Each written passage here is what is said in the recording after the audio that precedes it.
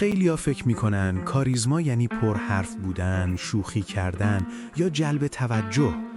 ولی واقعیت اینه که بعضی از کاریزماتیک ترین آدم‌ها کم حرف ترین ها هستن. بیاین 4 تا راز مهمشون رو با هم ببینیم. راز 1: حضور قوی. آدم‌های کاریزماتیک حتی وقتی حرف نمیزنن حضور دارن. حواسشون به محیط هست، محکم وای میستن، نگامشون ثابت و آرومه. این حضور قبل از هر حرفی تو رو جذاب نشون میده. راز 2: ارتباط چشمی کوتاه و طبیعی. کاریزماتیک ها هیچ وقت خیره نمیشن، ولی نگاهشون فرار هم نیست. نگاه کوتاه، آرام و با اعتماد به نفس. این هم احترام میاره، هم جذابیت.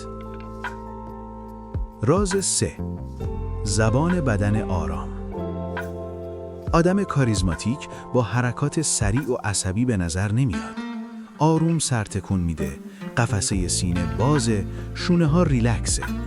این پیام رو میرسونه من با خودم راحتم و این حس خیلی جذابه.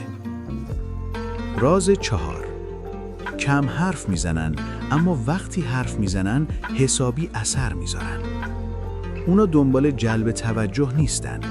آروم حرف میزنن، کلمات ساده انتخاب میکنن و دقیقاً همون جایی حرف میزنن که باید. این باعث میشه آدم‌ها واقعاً بهشون گوش بدن. پس اگه کم حرفی، فکر نکن کاریزماتیک نمیشی. کاریزما از حضور، آرامش و صداقتت میاد، نه از تعداد کلماتی که میگی.